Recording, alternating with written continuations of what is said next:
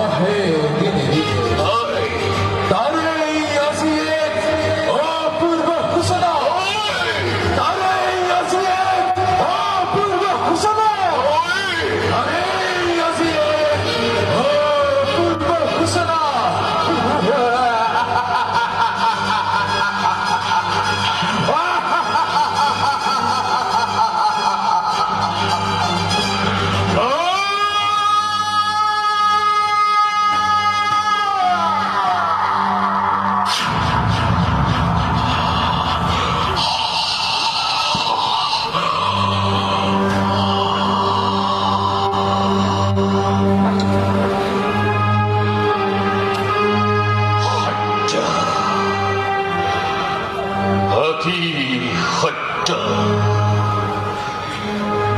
যবনিকার অন্তরাল থাকা প্রকৃত কথায় ধীরে ধীরে মূল স্মৃতির পথ উদয় হয়ে উঠেছে।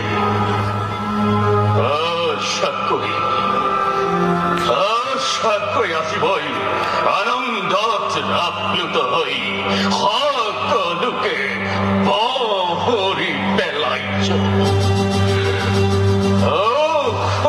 দৈনিক বানিয়ে দেখিয়া বংশর ভবিষ্যৎ ভাগ্যলিপি ইঙ্গিত করিছে।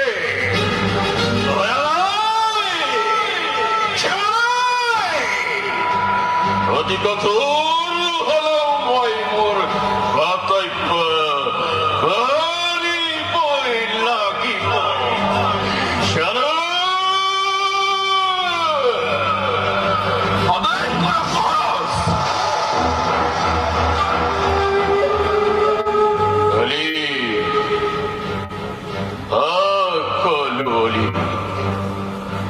সীমানেই আশা ভরসা লৈ দৈবকীৰ বিবাহত আপ্লুত হৈ পৰিছিলো।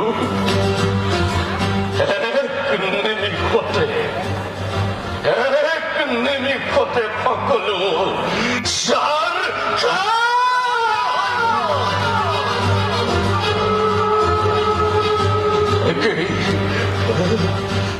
একেই দেশ মঙহেৰে নিৰ্মিত একেই দেশ মঙহেৰে নিৰ্মিত দৈবকীৰ পুত্ৰই যেতিয়া মোৰ কানবৈৰী এই সংসাৰত আৰু আপোন কোন থাকিব পাৰে?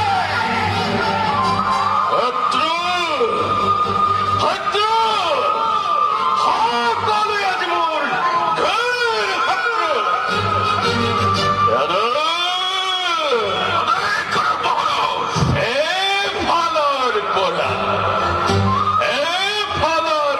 সকলোকে সংহাৰ কৰি দিও। মথুৰাত আজি এক এনে মহাপ্ৰলয়ৰ ঘোষণা কৰা স্মৰণ মাত্ৰকেই যেন জগতৰ প্ৰাণ শিয়ৰি উঠে।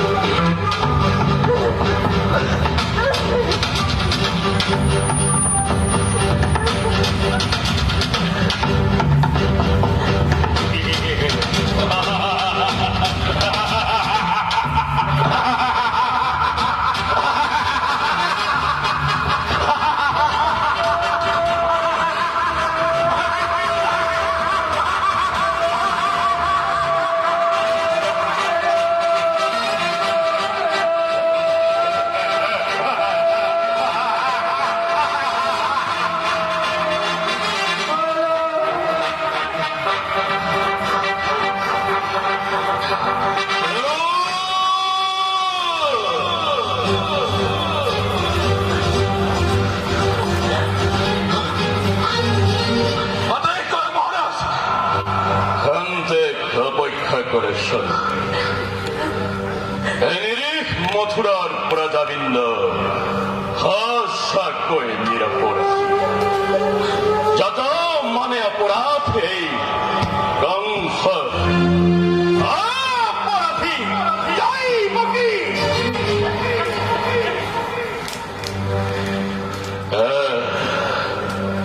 মই স্থিৰ ভাৱে ভাবি চাইছো দৈবকীৰ জীৱন মানেই কংসৰ মৰণ আৰু দৈবকীৰ মৰণেই কংসৰ জীবন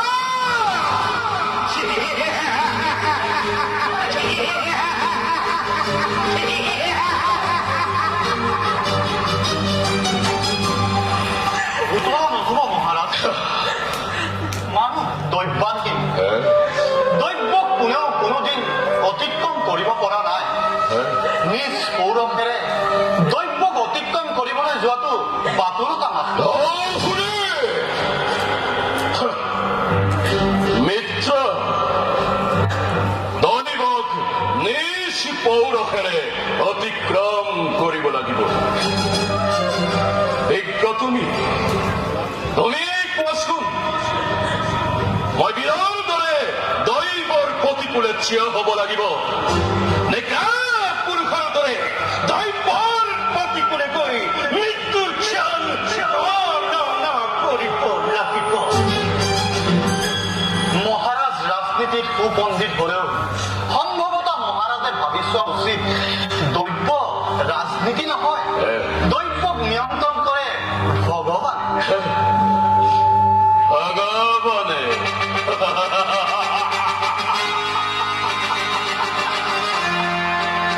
চলো ভগৱানে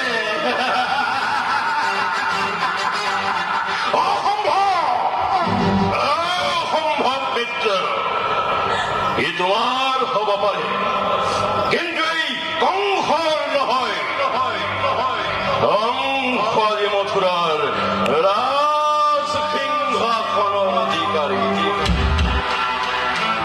গতিকে কংসৰ জীৱন নিজেই নিৰ্ণয় কৰিব ভাগ্য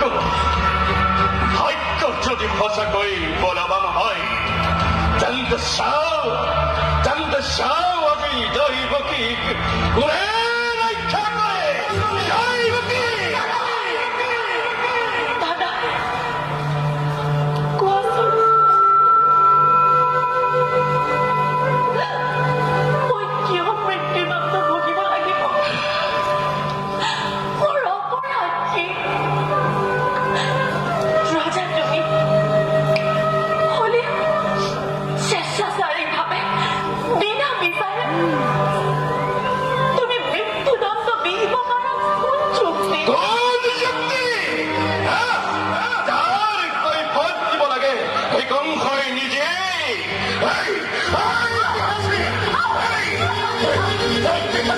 শৈশৱৰে পঢ়া ভাতৃত্বৰ স্নেহ দান কৰিছি মহাভুল কৰিলো তাৰেই আজি চিন্তা কৰিব বিচাৰি কি কোৱা বসুতে একো নাই মহাৰাজ ৰজা আপুনি সৰ্বশক্তিমান আপোনাৰ এটি ক্ষুদ্ৰ ইংগিততে মথুৰাত মহাপ্ৰলয়ৰ সূচনা হ'ব পাৰে সেই গৰ্বতেই গৰ্বিত হৈ আজি আপুনি আত্মবিস্মিত হৈ পৰিছে সেই কাৰণেই ৰাজশক্তিৰ প্ৰভাৱেৰে নিজ ভগ্নীক হত্যা কৰি বিধাতাৰ বিধিলিপি খণ্ডনৰ বৃথা চেষ্টা চলাইছে বিধিৰ যিকোনো উপায়েৰে খণ্ডন কৰিবই লাগিব দেৱতাৰ অভিশাপ শুনিলা নহয়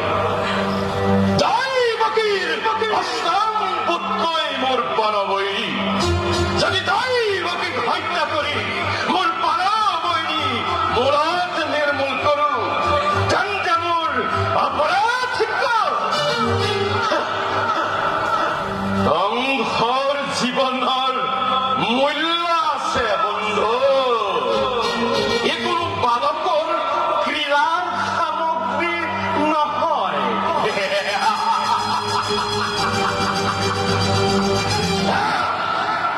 মৃত্যুৰ তৰণে কোনো চিন্তা নকৰিবা দাদা, কোনো চিন্তা নকৰিবা। অবলা ললনা হলেও দৈৱকী বীৰৰ ৰমণী। বীৰৰ নিচিনাকৈ দৈৱকীয়ে আঁতৰি কম হয়, শৰণাগতক দিব পাৰে আশ্ৰয়। তুমি নাজানা দাদা, তুমি নাজানা দৈৱকীৰ হৃদয় কোন ধাতুৰে নিৰ্মিত। তুমি নাজানা দাদা, তুমি নাজানা মৰণৰ নামত বিচাৰিব লাগিব। তোমাৰ দৰে যি কাপুৰুষৰ সৰসৰী কম্পমা নিজৰ প্ৰাণৰ বিনিময়ত হলেও তেনে কাপুৰুষৰ প্ৰাণ মই হাঁহিৰ মুখেৰে ৰক্ষা কৰিম।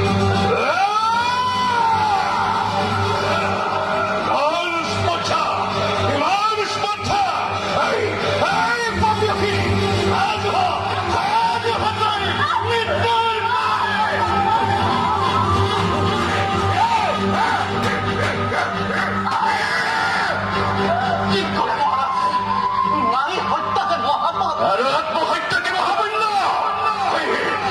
নাৰী হত্যা নকৰি মই আত্মহত্যাৰ পথ পৰিষ্কাৰ কৰিব লাগে। কিয় নহয় মহাৰাজ? ইয়াৰ এটা উত্তম উপায় আছে। হয় মহাৰাজ।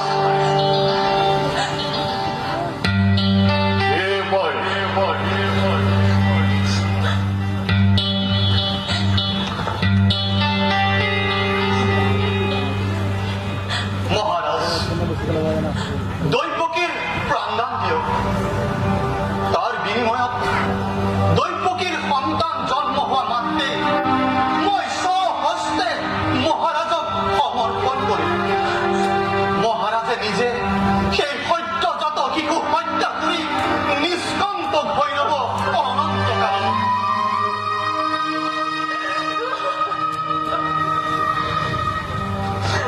স্বামী,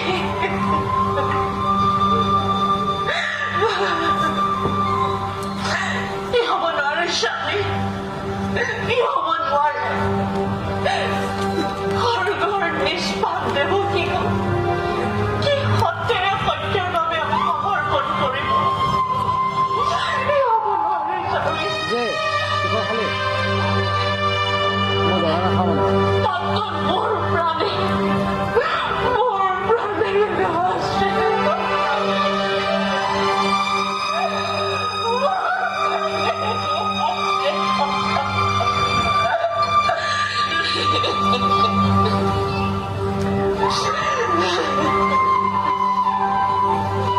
মোৰ কথাৰ প্ৰতিবাদ নকৰিবা দেৱী। বিধি ৰীতি বিশ্বাস কৰাটো জনম মৰণ বিধিৰ বিধান। বেশ দেহ সিদ্ধ চিন্তা কৰিছ বুলি হৰি মানে বিসৰ্জিব সন্তানৰ স্নেহ যদি পাৰা তাই মোৰ কোনো অলপ আপত্তি। মহাৰাজ জীৱনতকৈও শ্ৰেষ্ঠ মোৰ প্ৰতিজ্ঞা পালন। কোনো দ্বিধা নাই, কোনো শংকা নাই, নিৰ্বিবাদে মই মোৰ প্ৰতিজ্ঞা কৰিম পালন। বেশ সন্দেহেই হ'ব। স্বামী, দেৱী মই প্ৰতিশ্ৰুত। এতিয়াৰ পৰা তেন্তে গৈ দুয়োজনে চাবলৈ স্থিৰ নেত্ৰে চিন্মখীৰ নিজ সন্তানৰ নিজকেই ধৰাকৈ প্ৰস্তুত। সদূৰত ৰৈ আছে অন্য এক ৰথ। সেই ৰথেই লৈ যাব তোমালোকক আপোনলৈ। আহাচনো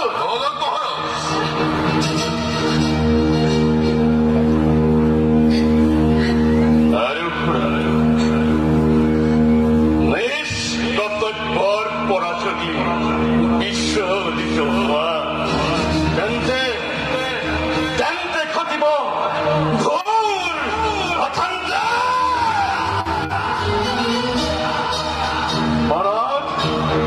ৰাখিবা নিশ্চয় নিশ্চয় অৱশ্যে অৱশ্যে